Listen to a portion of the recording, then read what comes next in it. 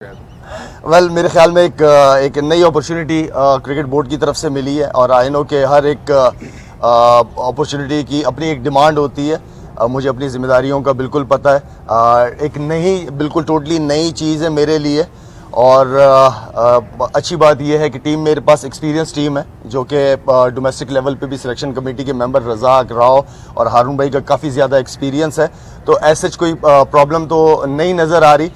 लेकिन जो चीज़ें मुझे नज़र आ रही है वो सबसे बड़ा जो प्रॉब्लम मैं समझता हूँ वो कम्युनिकेशन गैप की जो है वो मुझे बहुत नज़र आया है।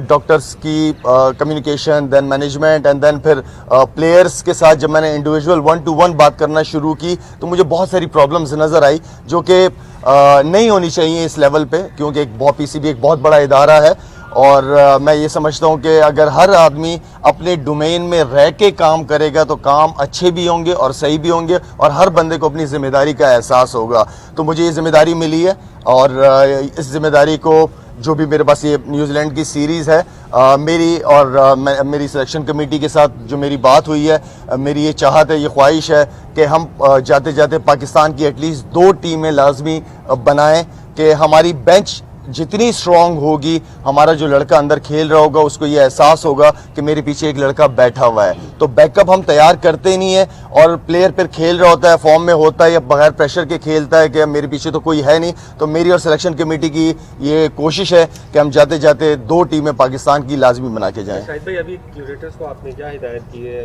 पिच का मुआयना किया है, ऐसे 2 दिन में क्या चमत्कार हो जाएगा कि वो पिच जो है वो बहुत अच्छी हो जाएगी? देखिए, एक जो मेन चीज़ है वो हमारे हाथ में कोशिश है। हम चाहते हैं कि पाकिस्तान की क्रिकेट आगे की तरफ जाए। जिस तरीके की पिचेस पे हमने पास्ट में खेला है, इससे पाकिस्तान कभी भी दुनिया में नंबर 1, नंबर 2 या नंबर 3 नंबर पे आ ही नहीं सकती। टेस्ट टीम कभी नहीं बन सकती। हमें अपने फ्यूचर के बच्चों को तैयार करना पड़ेगा। उनको हमें एक अच्छी कंडीशन देनी पड़ेगी, अच्छी पिचेस देनी पड़ेंगी। ऐसी बात नहीं कि पाकिस्तान में पिचेस नहीं बन सकती, बिल्कुल बन सकती हैं अगर बनाने दिया जाए तो मैं ये समझता हूँ कि हम चाहते हैं कि अच्छी तगड़ी पिच पे मिले। हमारे नए लड़के डेब्यू करते हैं, उनको वो कंडीशन मिलनी चाहिए बॉलर्स को। अब अगर देखा जाए तो 40-40, 50-50, इवन के 60-60, 70-70 ओवर कर रहे हैं स्पिनर्स, उनकी उंगलियां खत्म हो जाएंगी। फास्ट बॉलर है वो ऐसी पिचों पे जब जान लगाएंगे उनकी इंजरीज होना शुरू हो जाएंगी। हमने अपने फ्यूचर को देखते हुए हम समझते हैं कि अच्छी पिचेस पे हो ताकि हमारे प्लेयर जब पाकिस्तान से बाहर जाएं खेलने के लिए तो उन्हें प्रॉब्लम ना हो। साउथ अफ्रीका, इंग्लैंड, ऑस्ट्रेलिया जैसी पिचेस पे हमें प्रॉब्लम ना हो। तो हम फ्यूचर को देखते हुए इस चीज़ को मद्देनजर रखते हुए कि हमें एक अच्छी पिच पे खेलना चाहिए, एक बाउंसी अच्छा ट्रैक जिस पे बॉलर्स भी इंजॉय करें और बैट्समैन अपनी बैटिंग को भी इंजॉय करें। और जो मेन चीज़ ये है क्योंकि देखें, हम भी टीवी पे मैच देखते हैं, जिस तरीके की क्रिकेट, जिस तरह की पिचेस पे क्रिकेट होती है, ना आपका क्राउड आता है, ना हम इवन के एंजॉय कर रहे होते हैं क्रिकेट देखना। तो मेरे ख्याल में एक्साइटमेंट होनी चाहिए। ये बताइएगा कि आप कल जो है वो फखर जमान और हारिस सोहेल का फिटनेस टेस्ट भी खुद ले लिया, सिलेक्शन भी खुद कर ली, तो एक तासुर यह है कि 1 मैन शो चला रहे हैं आप, तो इसके हवाले से क्या कहेंगे? देखिए, मेरा हमेशा से बिलीव है अगर मैंने खुद स्ट्रांग होना है तो मैं अपनी पावर को हमेशा अपने सिलेक्शन कमेटी के जितने भी मेंबरान हैं मैं उन तक लेके जाता हूं।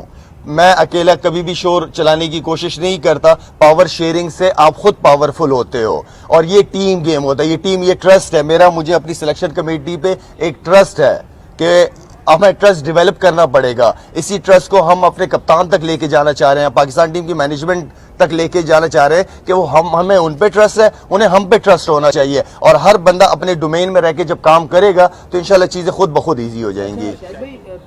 जो आप लोगों ने सिलेक्शन के फखर का और उसका कहा, जो मैंने आप लोगों को शुरू में बात की है कि कम्युनिकेशन गैप की वजह से मैं खुद 1-to-1 या सिलेक्शन कमेटी ने हमें कहा हमें कि 1-to-1 प्लेयर्स के साथ रब्ता होना चाहिए। तो इसलिए हारिस सोहेल और फखर जमान के साथ हमने डायरेक्ट कांटेक्ट किया कि हमें ये बातें पता चल रही हैं आपके मुतालिक, अगर आप फिट हैं तो हम खुद आ रहे हैं आपका टेस्ट लेने। तो हमने टेस्ट लिया उनका, अल्हम्दुलिल्लाह वो डिजर्व करते हैं, उन्होंने पास में बड़ी अच्छी परफॉर्मेंस। हारिस सोहेल की अगर मैं बात करूं तो आउटस्टैंडिंग परफॉर्मेंसेस रही हैं उसकी। 46-45 की उसकी ओडीआईज की एवरेज है पे 54। डोमेस्टिक क्रिकेट, यूटिलिटी क्रिकेटर है, स्पिन करता है साथ में बॉलिंग। तो ऐसे प्लेयर को हमें बिल्कुल इग्नोर नहीं करना चाहिए। अगर शर्जील खान भी वापस आया तो उसकी अच्छी परफॉर्मेंसेस की वजह से होता ही है कि हम एक प्लेयर को डेवलप कर देते हैं एंड देन फिर भूल जाते हैं उसको, फिर नए की बात करते हैं कि नया टैलेंट। हमने अगर किसी प्लेयर पे इतना इन्वेस्ट किया है तो वो प्लेयर को ठीक है वो जाए डोमेस्टिक क्रिकेट में, अपनी अच्छी परफॉर्मेंसेस करें, अपने फिटनेस लेवल का ख्याल रखें और वो बिल्कुल वापस आएंगे। आपने अभी बात की कि फखर और हारिस को आपने खुद चेक किया क्योंकि आप कुछ इत्तलात मिली थी, क्या ये टीम मैनेजमेंट की तरफ से आपको कुछ और बताया जा रहा था, हकायक कुछ और थे इन दोनों की फिटनेस के हवाले से? और फैजान मैं सिर्फ ये बात करूंगा कि कम्युनिकेशन गैप बहुत ज्यादा है और अल्हम्दुलिल्लाह क्योंकि हारून भाई की एक्सपीरियंस की वजह से काफी अरसे से हैं तो हमें काम चीजें मैनेज करना इजी हो रही हैं। असल चीज ये है कि सिलेक्शन कमेटी के अगर चेयरमैन कोई भी मैं हूं नहीं हूं जो भी है वो एटलीस्ट प्लेयर्स के साथ 1-to-1 खुद कांटेक्ट में रहे ताकि उस तक इंफॉर्मेशन बिल्कुल सही मिले। अच्छा शाहिद भाई ये बताइए कि 7 मैचेस हम होम ग्राउंड में खेले बाबर की कप्तानी में, तो इस तरह के रिजल्ट हमारे पास नहीं आए। क्या आप समझते हैं कि अब बाबर को चेंज करके उसको बैटिंग पर तवज्जो देने की जरूरत है कि वो बैटिंग पर तवज्जो दे, इससे उसकी बैटिंग भी मुतासिर हो? देखिए बाबर आजम आप लोगों की जो टीम का हमारी टीम का बैकबोन है, माशाल्लाह से टॉप परफॉर्मर है। कल मुझे अच्छा लगा बाबर आजम का डिसीजन जब उसने बैटिंग दी, चैलेंज दिया कि आओ न्यूजीलैंड की टीम को, तो ये मुझे बाबर की वो चैलेंज को अच्छा लगा मुझे उसका। एंड देन देखिए जी जिस तरह मैं कह रहा हूं कि बाबर आजम आपकी टीम की बैकबोन है, नो डाउट। हम चाहते हैं एज सिलेक्शन कमेटी कि हम बाबर के शोल्डर बने, साथ में हम बाबर को सपोर्ट करना चाहते हैं ताकि वो उसका जो टेंशन है, कल बाबर को मैं मीडिया टॉक जो हो रही थी मैं सुन रहा था, उसमें उसने बहुत अच्छी बात की है कि हमें नहीं पता कि बाहर क्या हो रहा है, हम अपने क्रिकेट पे फोकस कर रहे हैं। तो बाबर को इसी तरीके से ही क्रिकेट पे ही फोकस करना चाहिए। हम सारी जो सिलेक्शन कमेटी है उसको सपोर्ट करने के लिए, उसको अच्छा कॉम्बिनेशन बनाने के लिए ताकि वो ग्राउंड में कॉन्फिडेंट फील करे। आप जो टीम बनाने का कह रहे हैं क्या कप्तान भी चेंज होंगे? और दूसरी तरफ कल मोहम्मद आमिर ने एनसीए में प्रैक्टिस भी किए, बड़े खुश नजर आए, तो कोई ग्रीन सिग्नल मिला सिलेक्शन कमेटी की तरफ से? नहीं ऐसे कुछ नहीं क्योंकि हमारे लिए ये सीरीज बहुत इंपॉर्टेंट है, ये वाली जिम्मेदारी यहाँ तक का रोल मिला है तो इसी पे हम फोकस किए हुए हैं।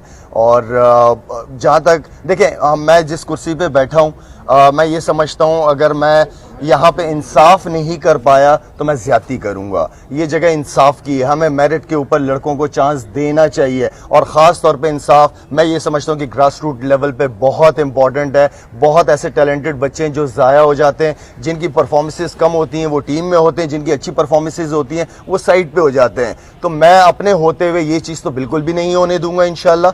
और बाकी है कि कल हम और हेड कोच एंड देन कप्तान कल आएंगे, ग्राउंड आएंगे, पिच देखेंगे सारी चीज एंड देन फिर उसके बाद हम टीम डिस्कस करेंगे। सवाल ये ले लें कि आप सब यही कह रहे थे कि एक फॉर्मेट से बाबर को प्रेशर कम करने के लिए हटा दे, तो जब तक आप लोग हैं क्या ये फैसला होगा या अभी आपने ऐसा कोई फैसला नहीं करना? नहीं मैं समझा नहीं आपका सवाल। आप और हम सब ये बात कर रहे थे कि एक फॉर्मेट से बाबर को प्रेशर कम करने के लिए कैप्टनसी से हटा दें, तो जब तक ये पूरी सिलेक्शन कमेटी, क्या आप लोग ऐसा कोई फैसला करेंगे? देखिए कप्तान हटाना नहीं हटाना ये मेरे सिलेक्शन कमेटी के हाथ में नहीं है, चेयरमैन के डिसीजंस होते हैं और चेयरमैन ये डिसीजन लेंगे, लेकिन मेरा नहीं ख्याल कि ऐसे कोई प्लान नजर आ रहा है। अच्छा शाहिद भाई अगर आपको परमानेंट ऑफर हो सिलेक्शन कमेटी के लिए तो आप कबूल करेंगे? उसको अभी मजबूरी है? देखिए मुझे ये थोड़ी देर की जिम्मेदारी मिली, इसको मैं करना चाह रहा हूँ। मेरा अपना क्योंकि फाउंडेशन चला रहा हूँ, बहुत ज़्यादा टाइम वहाँ पे चाहिए होता है, इसको कंटिन्यू करना मेरे लिए थोड़ा सा मुश्किल हो जाएगा। ये एक वक्ती जॉब है, इसको हम पूरी टीम ने एक नियति और ईमानदारी के साथ करना चाह रहे हैं। रमीज राजा ने कहा है कि सारे जो स्पोर्ट्स जर्नलिस्ट हैं वो सारे माफिया हैं और करप्ट हैं, और साथ में आप लोगों ने कहा है कि जो लोग आए ये सारे ठग हैं, नजर सिटी और उनके ठग आए हैं और उन ठगों को लाने के लिए जो है वो आयन में तब्दीली की गई है, क्या कहेंगे सर? देखें किसने, रमीज भाई ने क्या कहा, दूसरे ने क्या कहा, तीसरे ने क्या कहा, मेरे ख्याल में मैं अगर अपने ही दायरे में रह के काम को करूं और उसका रिजल्ट दूं